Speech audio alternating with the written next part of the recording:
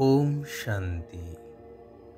सद्गुरु सत्शिक्षक सत्य पिता निराकार परमात्मा शिव पितांकर सत्यनिष्ठ आत्मिक संतान मानंकु हृदयर सहित ईश्वरीय शुभ अभिनंदन, सुस्वागतम, सुप्रभात।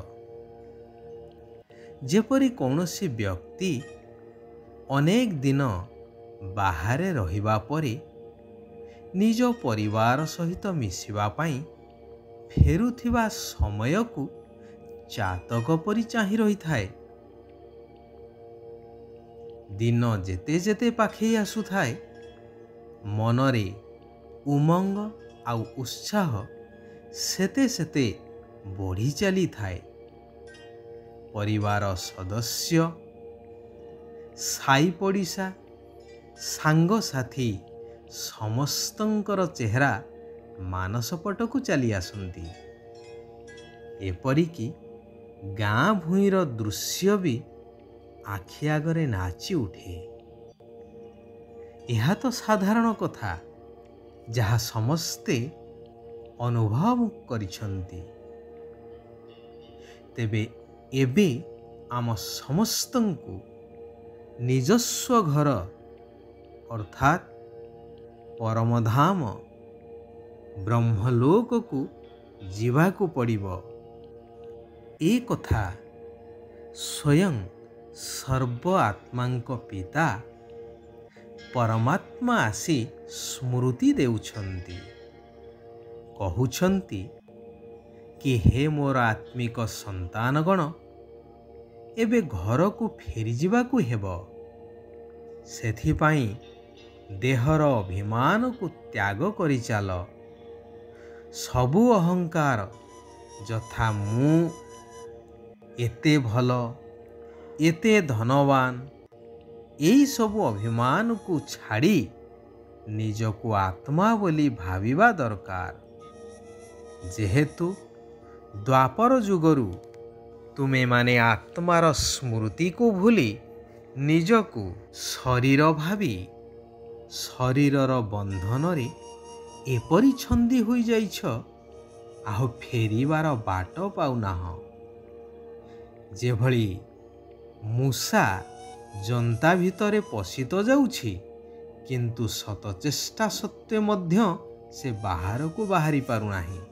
ठीक सही भली तेणु भगवानंकर श्रीमत हेउछि निजको ज्योतिर्बिंदु निराकार आत्मा भावी निराकार अशरीरी परमात्मा शिव पितांकु मने पकई चाल। तेबे देह अहंकार कारणरू आत्मारे जन्म जन्मांतररू जो पापर बोझ अछि ताहा समाप्त होई आत्मा दैवी गुण संपन्न होई जीव। निजर बहुत श्रेष्ठ भाग्य निर्माण होई जीव। परंतु प्रथमे एही निश्चय हेबा दरकार कि मु गोटिए आत्मा।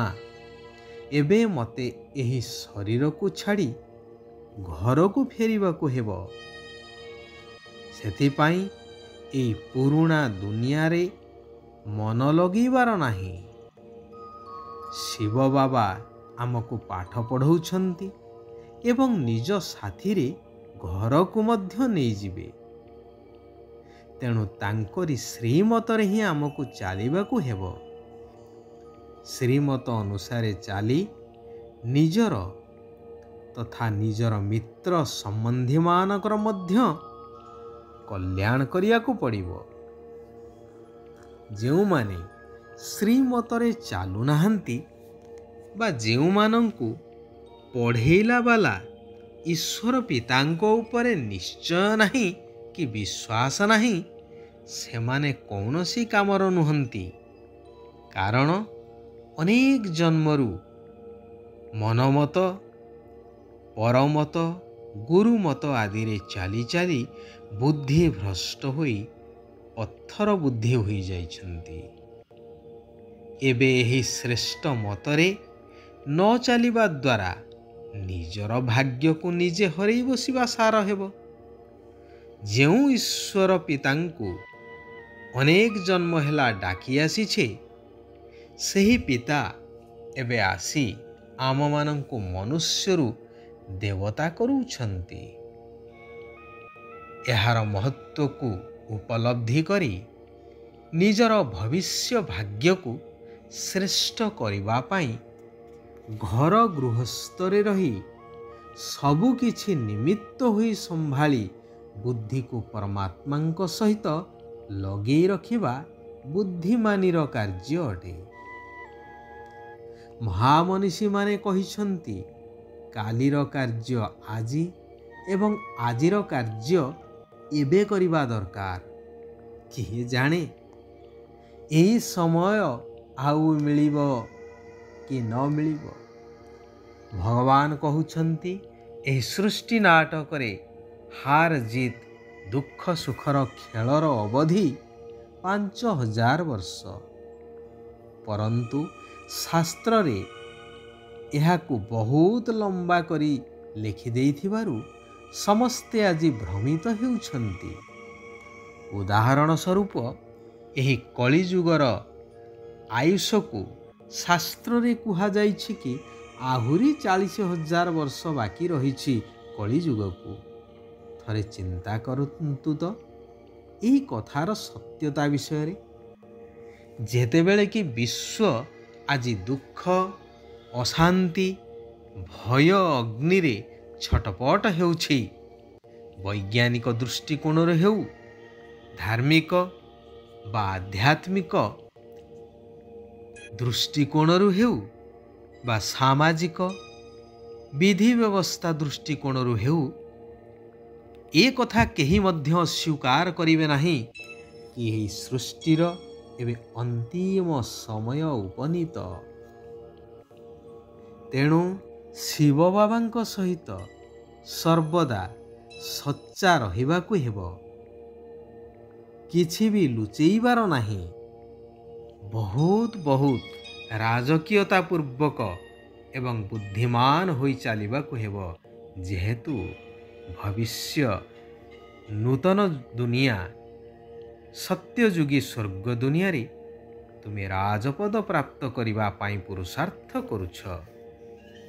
21 जन्म पाई प्रत्येकंकु आत्मज्ञान दे जीवदान देवार महान सेवा करी पुण्य आत्मा हेबाकु पड़िबो। छुंचिरे कलंकी लागिबा भली वर्तमान आत्मारे विकार रूपक जो कलंकी लगी जाइछि ताकु जोगर यात्रा द्वारा छड़ेइबाकु पड़िबो। शिव बाबा कहउछंती स्नेह रूपक उड़ान द्वारा बाबांकर निकटवर्ती हेबार अनुभव करी सम्मानर सहित पास हुआ। स्नेह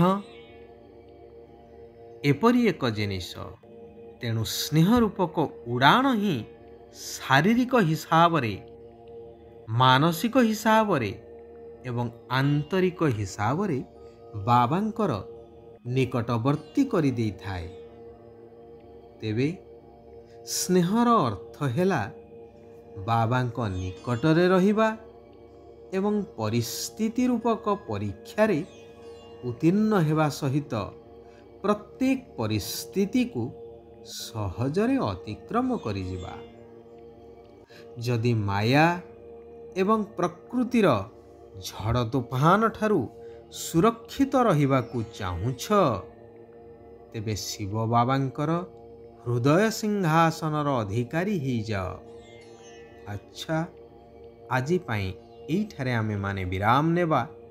पुनश्च आसंता काली आमे समस्ते एकत्रित होई सही कल्याणकारी परमात्मांकर आउ किछि अमूल्य महावाक्य को श्रवण करिबा, निज जीवन रे धारण करी निजर भाग्य को श्रेष्ठ करी गढ़ी तोलिबा, ता सहित सारा विश्वर मध्य कल्याण करी चलिबा। सारा विश्वर आत्मा माने सुख आउ शांतिर अनुभव करंतु। ओम शांति, ओम शांति, ओम शांति।